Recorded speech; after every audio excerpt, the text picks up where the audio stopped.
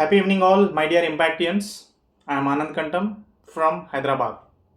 Spurti 255 Sunrises. Serial number 10. మెంటార్గా Sai Sudha madam గారు, కో-మెంటార్గా చంద్రశేఖర్ గారు, అండ్ ప్రోగ్రామ్ ఇన్ఛార్జ్గా లక్ష్మణ్ వడేకర్ గారు. డే 20లో భాగంగా ఈరోజు టాపిక్ హెల్దీ లైఫ్ స్టైల్, ఆరోగ్యకరమైనటువంటి ఒక జీవన విధానం. పెద్ది శివకుమార్ సార్ గారు చాలా అద్భుతంగా ఈ యొక్క సెషన్ని చెప్పారు. మాకు కనులు తెరిపించినట్టుగా ఈ సెషన్ చాలా చక్కగా, చాలా యూస్ఫుల్గా, చాలా అద్భుతంగా వివరించారండి. సెషన్ జరుగుతున్నంత కాలం ఇంకొక గంట అయితే బాగుండు, ఇంకా చెప్తే బాగుండు అనిపించింది. ఇప్పటికీ ఇవన్నీ మనం తెలిసినవి, రెగ్యులర్గా చేస్తున్నవి అయినప్పటికీ దానికి ఒక క్రమ పద్ధతిలో మనము వీటిని చేయడం లేదు. యథావిధిగా కాకుండా అస్తవ్యస్తంగా మనం చేస్తున్నాం. సో ఇలా చేయడంలో కూడా ఆరోగ్యానికి ఎంతో హానికరం అని చెప్పి శివకుమార్ సార్ ఒక పద్ధతి, ఒక ప్రాసెస్ని ఎలా వాడాలి అని చెప్పారు.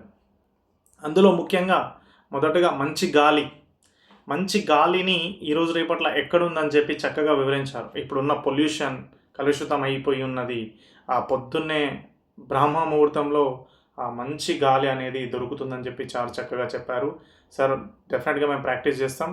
అండ్ మంచి నీరు, అంటే వెయిట్కు తగ్గట్టు ఎవరు ఎంత నీరు తీసుకోవాలి.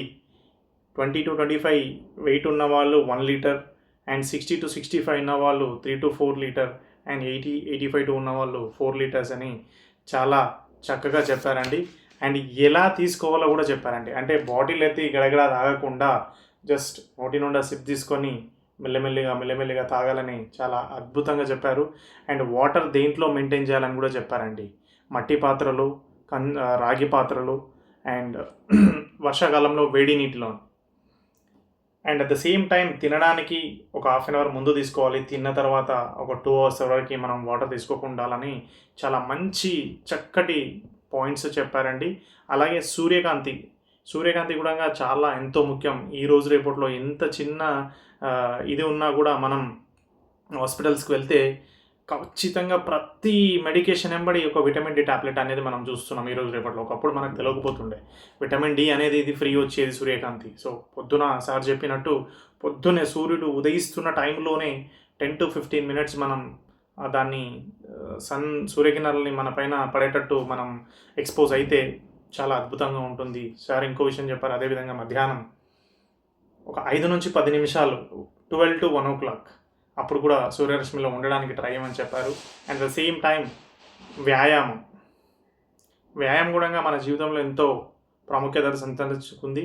ఆ వ్యాయామం గురించి చెప్తూ పొద్దున్నే వాకింగ్ కానీ, అదేవిధంగా యోగా కానీ, మెడిటేషన్ కానీ చేయమని చెప్పారు.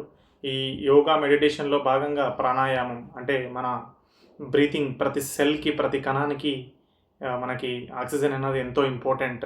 సో దీంట్లో ప్రాణాయామ వ్యాయామాలు, కపాలభాతి వ్యాయామాలు ఇట్లాంటివన్నీ చేయాలని చెప్పారు. అదేవిధంగా మంచి ఆహారం గురించి చెప్తూ సార్ అన్నారు ఏంటంటే తీగజాతి కూరగాయలు అనేది మొదటి స్థానం ఇవ్వాలి మనం రోజు కన్జంప్షన్కి.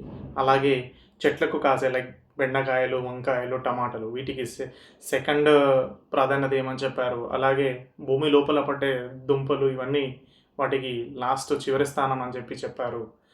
అండ్ ముఖ్యంగా తెల్లని పదార్థాలు, వైట్ రైస్ కానీ, సాల్ట్ కానీ, షుగర్ కానీ ఇలాంటివన్నీ అవాయిడ్ చేయమని చెప్పారు.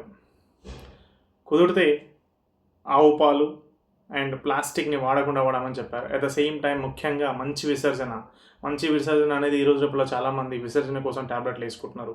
సో ఇటువంటి తరుణంలో సార్ చెప్పిన విధంగా ఈ పైనున్న 5 ప్రాసెస్ కరెక్ట్గా తూచా తప్పకుండా పాటిస్తే ఈ 6వ నియమం మంచి విసర్జన అనేది ఆటోమేటిక్గా అది కొనసాగుతుంది.